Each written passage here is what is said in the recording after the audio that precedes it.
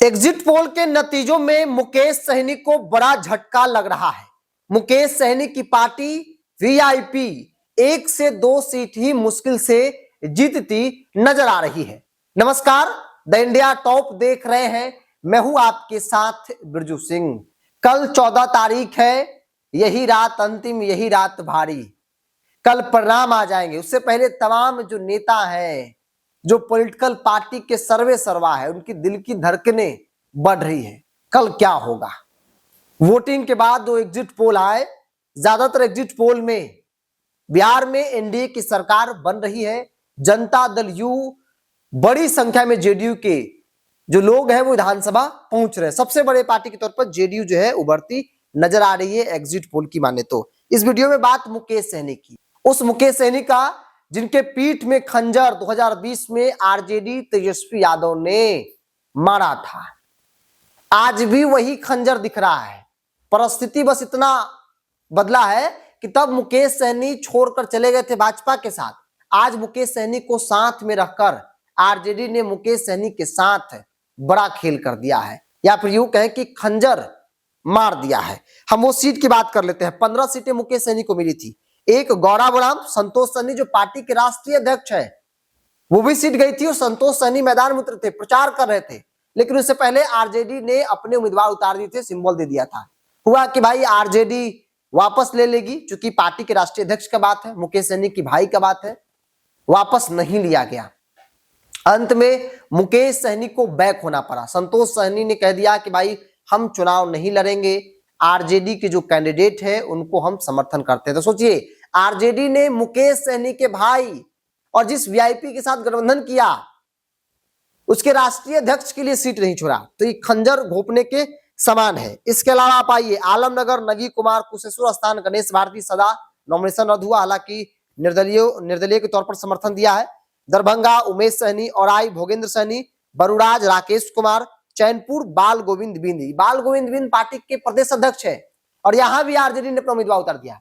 सोचिए, न पार्टी के राष्ट्रीय अध्यक्ष के लिए आरजेडी सीट छोड़ी और ना ही पार्टी के प्रदेश अध्यक्ष बाल गोविंद बिंद के लिए आरजेडी ने सीट छोड़ा। यहां भी आरजेडी ने अपना उम्मीदवार उतार दिया, चैनपुर से ब्रज किशोर बिंद को। तो 2 सीट राष्ट्रीय अध्यक्ष प्रदेश अध्यक्ष दोनों के खिलाफ उम्मीदवार उतार दी आरजेडी ने। वोटिंग हुआ और कहा जा रहा है कि यह सीट बुरी तरीके से महागठबंधन जो है वह रही है आपसी कलम में। वीआईपी को भी सीट नहीं मिला, वीआईपी भी नहीं जीत पाएगी, ना ही आरजेडी यहां पर जीतती नजर आ रही है। इसके अलावा लौरिया, सुगौली, शशिभूषण सिंह विधायक नॉमिनेशन रद्द। इसके अलावा केसरिया वरुण विजय, केसरिया से वरुण विजय को वीआईपी पार्टी ने उम्मीदवार बनाया। और केसरिया मुझे लगता है कि जो भी जिन 1-2 सीटों की चर्चा हो रही है वीआईपी के संदर्भ में, उसमें एक मजबूत सीट और सबसे अधिक कहीं जीत की संभावना वीआईपी को दिख रही है तो वो केसरिया की सीट है। केसरिया का समीकरण ऐसा है और वरुण विजय की उम्मीदवारी जाहिर तौर पर वहां के समीकरण को बिगाड़ दिया है। वरुण विजय राजपूत समाज से आते हैं, राजपूतों की वहां पर बड़ी आबादी है, जेडीयू की सिटिंग सीट है, शालिनी मिश्रा वहां से विधायक है, उनके खिलाफ जो एंटी इनकम्बेंसी है उसका सीधा फायदा महागठबंधन को वहां पर मिला है। महागठबंधन के पक्ष में वोटिंग हुई है। मल्लाहों की आबादी है, मल्लाहों का भी वोट वीआईपी के पक्ष में, चूंकि वीआईपी का सिंबल था, जाहिर तौर पर मल्लाह एकजुट हुए। राजपूत में 85% वोट जो है वो वरुण विजय वीआईपी पार्टी महागठबंधन को मिला है। हालांकि वहां पर यादव मुसलमान की भी आबादी है, वो तो ऑलरेडी इंटैक्ट था ही। तो कुल मिलाकर जो केसरिया का समीकरण है वो पहले से ही वीआईपी के पक्ष में दिख रहा था और परिणाम जो एग्जिट पोल आ रहे हैं उसमें वीआईपी की सीट, वीआईपी पार्टी जो है वो जीतती नजर आ रही है। वरुण विजय केसरिया जीत रहे हैं और जनता दल यू शालिनी मिश्रा केसरिया की सीट हार रहे हैं। इसके अलावा सिकटी, कटिहार की सीट पर भी फाइट है। सौरभ कुमार अग्रवाल है। बीहपुर में भी बहुत नेट टू नेट फाइट है, क्योंकि यहाँ पे अर्पणा कुमारी मंडल है और बीहपुर बीजेपी की सीट है। तो जाहिर तौर पर जब नीतीश कुमार के कैडर को साधा गया है उसका फायदा वीआईपी को होगा।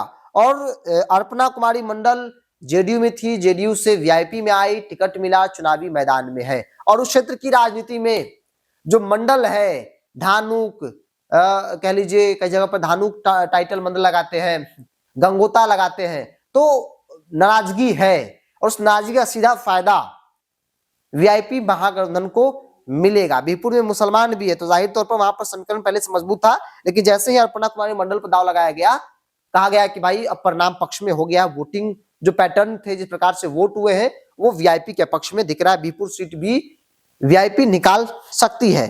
गोपालपुर, प्रेम सागर, बाबू बहरी, जहां से गुलाब बिंदु यादव ने अपना नॉमिनेशन वापस ले लिया। तो 15 सीटें वीआईपी को दी गई थी, जिसमें से 2 सीटों पर नामांकन वापस ले लिया गया और 1 सीट पर आरजेडी ने अपना उम्मीदवार उतारा। वो चैनपुर की सीट है, प्रदेश अध्यक्ष बाल गोविंद भी जहां से चुनाव लड़ रहे हैं। तो कमोबेश मुकेश सहनी के साथ वही परिस्थिति दोहराई है जो 2020 में थी।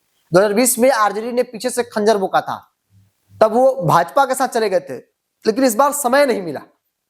बहुत अंतिम दौर में आरजेडी ने क्लियर सीटें की और कहा जा रहा है कि मुकेश सहनी न बोलने की स्थिति में है, बोल भी नहीं सकते हैं, क्योंकि अब करेंगे तो करेंगे क्या, कोई ऑप्शन था नहीं, एनडीए के अंदर लॉक हो चुका था, तो परिस्थितियां उनके विपरीत थी, इसीलिए मुकेश सहनी चुप रहे। लेकिन कैडर के लोगों में जबरदस्त नाराजगी जो है वो देखने को मिली। मल्लाहों का वोट जिस अनुपात में आरजेडी महागठबंधन को मिलना चाहिए, उस अनुपात में मल्लाहों का वोट नहीं मिला। हालांकि जहां पर वीआईपी लड़ी वहां पर मल्लाहों का वोट लेने में मुकेश सहनी कामयाब हो गए। तो मुकेश सहनी की पार्टी वीआईपी उन 13 सीटों में से 2 सीटों पर, एक बहुत कंफर्म माना जा रहा है केसरिया, और दूसरा बहुत क्लोज फाइट है बीरपुर में, एक कटिहार की भी सीट है जहां पर फाइट है। तो यही 2-3 सीट की संभावना वीआईपी के पक्ष में दिख रही है। बहरहाल आप क्या मानते हैं, आप अपनी राय को कमेंट्स बॉक्स में लिखिए। इस पूरी रिपोर्ट में इतना ही, बहुत बहुत धन्यवाद।